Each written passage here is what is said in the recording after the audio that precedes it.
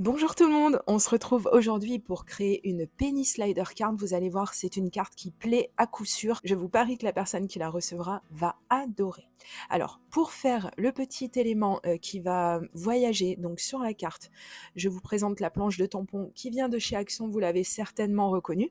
Et donc je vais utiliser un des tampons pour faire mon petit élément mobile. Je vais faire une mise en couleur au crayon de couleur, donc je peux prendre n'importe quelle encre, mais ma petite préférée, vous le savez si vous suivez mes vidéos, c'est la Versafine parce que elle souligne très très bien les détails et parce que c'est vraiment une encre qui est vraiment super pour énormément de techniques, sauf pour les feutres à alcool, je le rappelle, sinon elle va baver un petit peu, mais elle supporte l'eau, etc. Donc ça, c'est vraiment pas un souci. C'est un très bon investissement cette encre.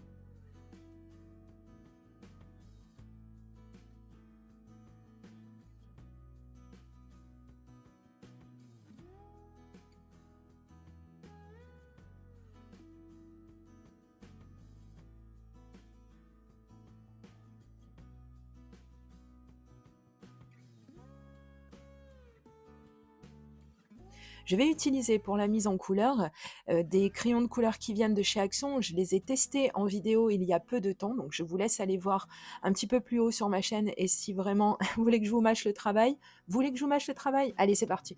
Donc je vais mettre le lien de cette vidéo sous celle-ci dans la barre d'information. N'hésitez pas à aller dans la barre d'information justement parce que vous trouvez toujours une mine de tuyaux, d'astuces, de bons plans et des liens vers des vidéos qui sont en rapport avec la vidéo que vous êtes en train de regarder. Donc pensez bien à aller faire un petit tour dans la barre d'information. Je vais faire une colorisation très très simple, déjà parce que ces crayons qui sont vraiment super, enfin je les trouve vraiment super. Si vous aimez les crayons de couleur à texture grasse, allez-y vraiment les yeux fermés, ceux-ci sont vraiment vraiment géniaux.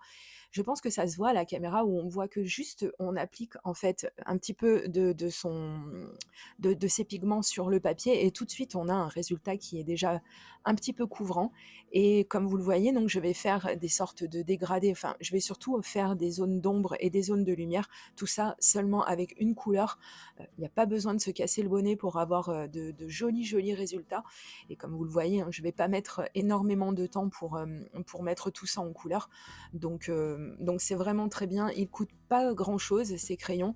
Je sais pas s'ils sont toujours, enfin je les ai vus il y a peu de temps dans mon Action, mais je pense que voilà, ça va être un des produits certainement qui vont faire durer encore un petit peu, parce que vraiment pour le coup, ils coûtent pas cher. Ils sont vraiment très très bien. J'ai continué donc la mise en couleur et je suis restée exactement sur le même principe. Donc comme d'habitude, j'ai fait un aplat, c'est-à-dire que j'ai passé de la couleur un petit peu partout sur la zone que je souhaitais donc mettre en couleur.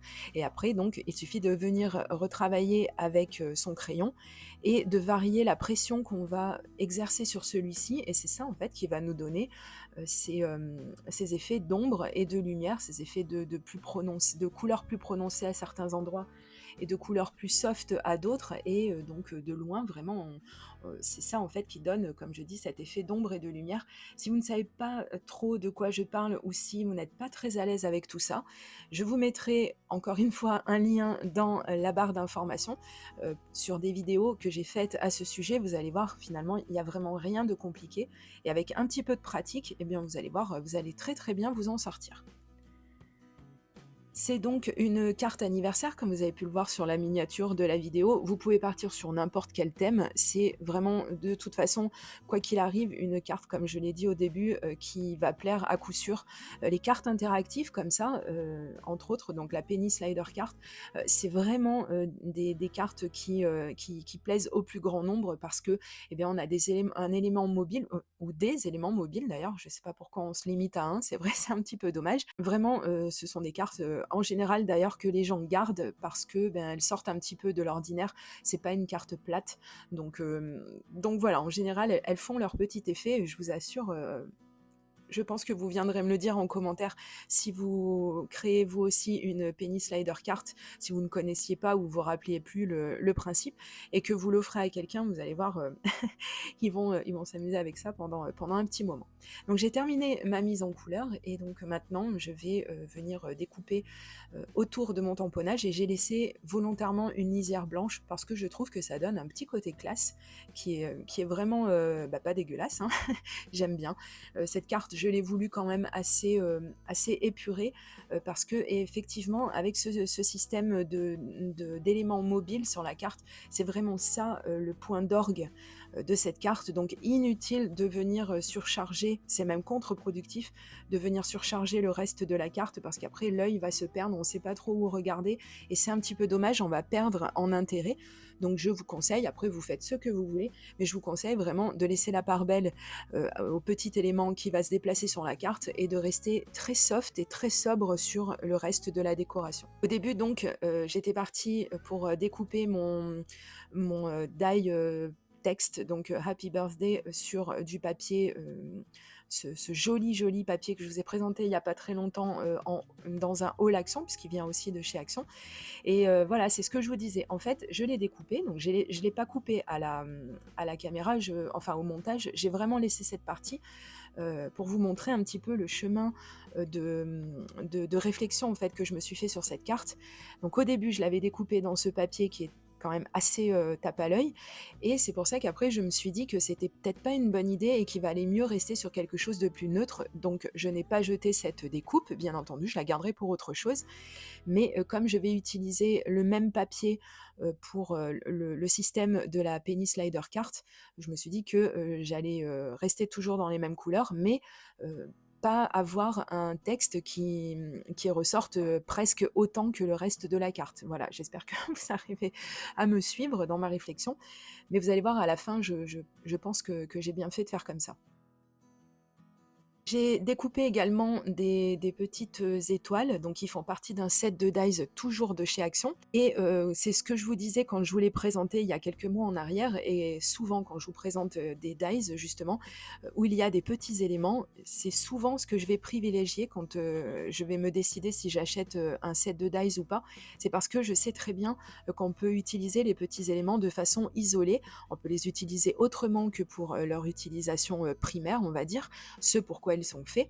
Et c'est pour ça que j'aime bien avoir des dies où il y a beaucoup de des sets de dies où il y a beaucoup de petits éléments, parce que justement ça permet de pouvoir avoir, quand on a besoin, bah voilà, comme là, je voulais une petite touche de gaieté supplémentaire, parce que c'est quand même une carte d'anniversaire, mais ça va rester quand même très très discret, donc voilà, c'est exactement ce qu'il me fallait.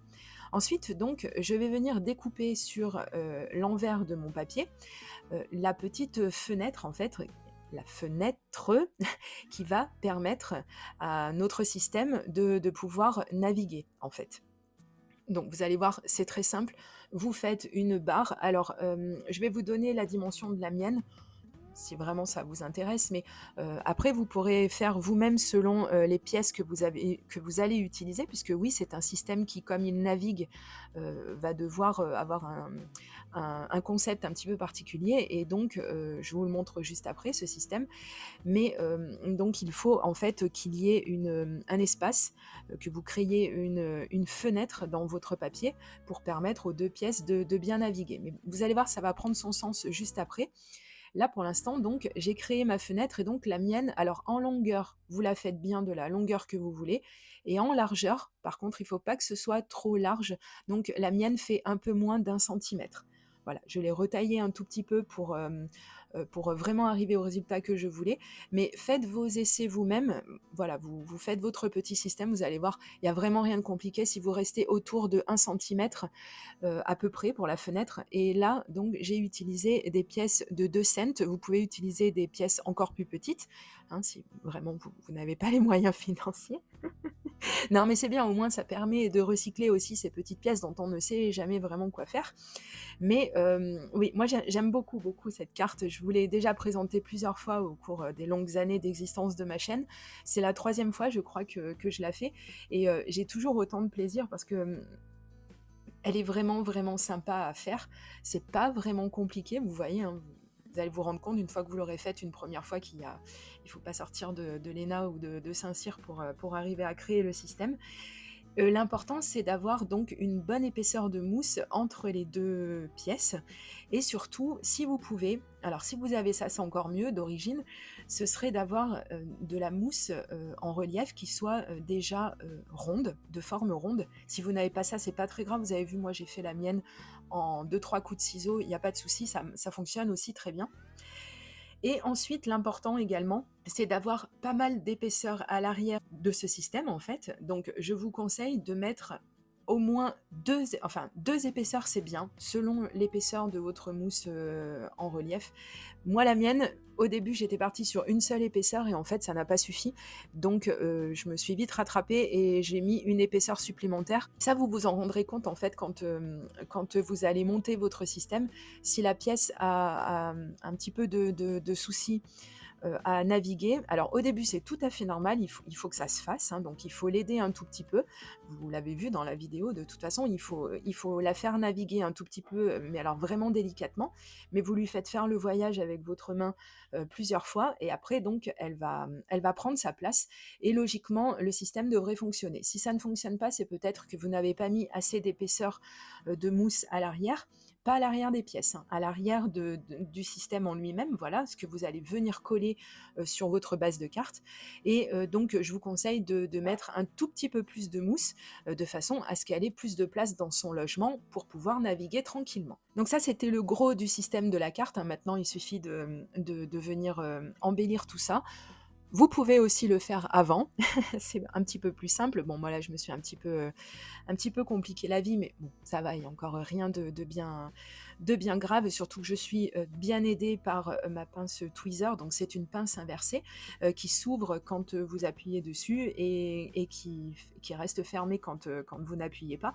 Donc c'est un système un petit peu bizarre au début, mais en fait, vous allez voir si vous vous la procurez, celle-ci ou une autre, hein, d'ailleurs, c'est vraiment quelque chose qui aide beaucoup. Donc j'ai mis de la colle à l'arrière de mon die Mo grâce à mon stylo colle Zig, qui lui aussi m'est d'une grande aide, hein, parce que là, sur des petites découpes comme ça, si comme moi, vous oubliez tout le temps de mettre du double face derrière votre découpe pour vous faciliter la vie, venir la coller par la suite, je vous conseille d'avoir un stylo roller colle parce que vraiment, c'est vraiment, vraiment super simple et c'est très, très, très utile.